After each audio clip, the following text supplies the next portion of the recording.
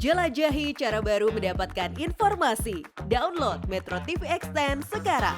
Penyidik Bareskrim Polri resmi menahan pimpinan Pondok Pesantren Al Zaitun Panji Gumilang atas kasus penistaan agama. Selain itu pihak penyidik juga terus mendalami terkait tindak pidana pencucian uang yang turut diduga dilakukan Panji Gumilang. Informasi selengkapnya kita bergabung dengan Sisilia Sinabariba langsung dari Bareskrim Mabes Polri. Sisilia, siapa saja saksi yang hari ini dipanggil terkait dugaan tindak pidana pencucian uang oleh Panji Gumilang?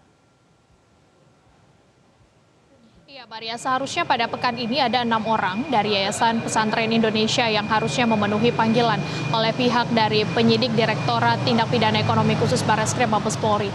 6 orang ini merupakan pengurus dari Yayasan Pesantren Indonesia yang menaungi Pondok Pesantren Al Zaitun yang dipimpin oleh Panji Gumilang.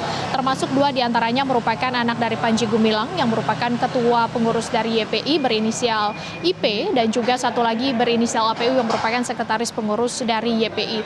Namun hingga saat ini memang pihak dari penyidik mengungkapkan belum ada keterangan ataupun belum ada saksi tersebut hadir untuk memenuhi panggilan. Meski demikian, pihak penyidik sudah menegaskan akan tetap menaikkan atau akan tetap melakukan gelar perkara untuk bisa menentukan apakah ada tindak pidana dalam kasus ini sehingga bisa menaikkan status atau tingkat perkara ini dari yang sebelumnya ke penyelidikan ke penyidikan. Terkait dengan hal ini tadi sebenarnya kami sudah sempat bertanya kepada pihak kuasa hukum dari Panji Gumilang melalui sambungan telepon.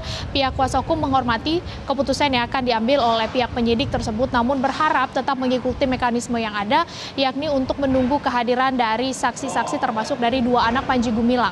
Kami kemudian bertanya kenapa 2 anak Panji Gumilang berinisial IP dan APU ini tetap tidak hadir meskipun sudah dilakukan penjadwalan ulang. Untuk yang pertama atau anak yang pertama yang berinisial IP ini disebutkan sering mengalami kondisi yang tidak enak badan. Sementara anak yang kedua berinisial APU berada di Inggris, memiliki usaha di Inggris dan sudah lama tinggal di Inggris dan membutuhkan waktu yang lama untuk bisa sampai ke Jakarta untuk memenuhi pemeriksaan oleh pihak dari penyidik Direktorat Tindak Pidana Ekonomi Khusus.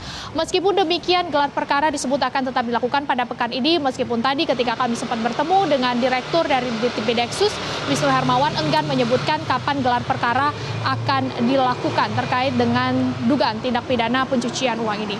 Di sisi lain kalau kita melihat sebenarnya Maria sudah banyak pihak yang angkat bicara mengenai dugaan TPPU ini termasuk Menko Polhukam Mahfud MD yang juga merupakan ketua komite TPPU dan meminta pihak kepolisian untuk segera menyelesaikan dan menuntaskan perkara ini karena PPATK juga sudah menyerahkan laporan hasil analisis, laporan hasil pemeriksaan kepada pihak penyidik sehingga bisa menjadi modal dan juga bisa menjadi bahan pendalaman lebih lanjut oleh pihak penyidik untuk menentukan mengenai status perkara ini. Karena ternyata PPATK menemukan ada transaksi hingga 15 triliun rupiah yang dilakukan oleh Panji Gumilang.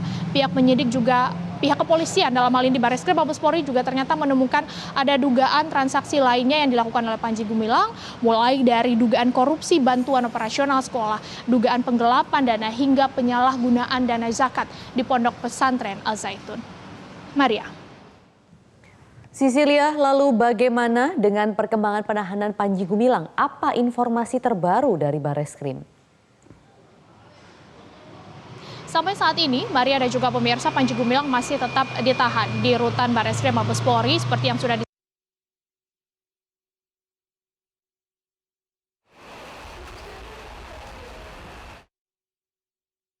sejak dia ditahan per 2 Agustus 2023 yang lalu.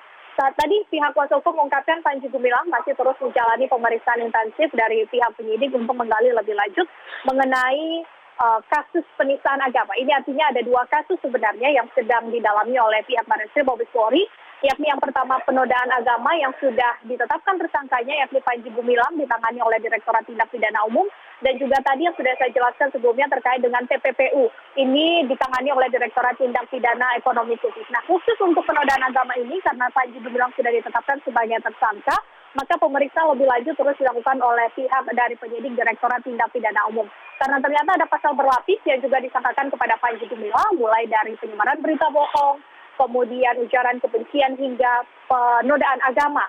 Ancaman hukumannya hingga 20 tahun penjara.